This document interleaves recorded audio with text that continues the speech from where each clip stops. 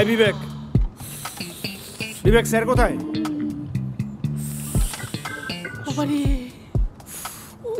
বিবেক, এই বিবেক, এই বিবেক, এই বিবেক স্যার কোথায়? স্যার কোথায়? আপনি তো হেভি লোক মাইরি, স্যারের রুমে বিনা পারমিশনে ঢুকতে আপনার লজ্জা করে না? এই শোনো, আগে বন্ধ করো, বন্ধ করো এটা। তিনবার ডেকেছিলাম ভাইপো, তুমি শুনতে পাওনি, কুটির শিল্প দেখতে ব্যস্ত ছিলে। কানের মধ্যে এত কাতর আওয়াজ ঢুকলে আমার আওয়াজ দিয়ে শুনতে পাবে না, সেটাই স্বাভাবিক। স্যার কোথায়? না আমি জানি না, স্যার স্যার নেই, বাইরে গেছে।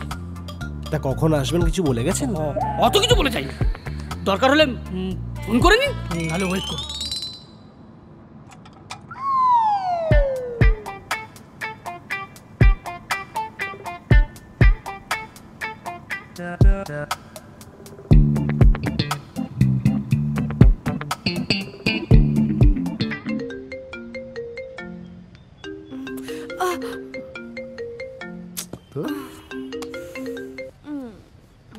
কি হয়েছে কি?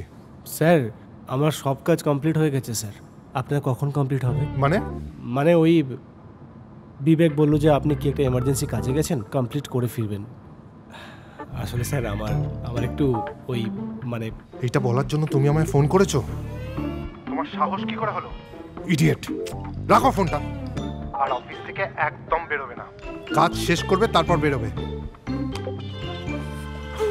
হ্যালো স্যার, চাস সালা কেটে দিল।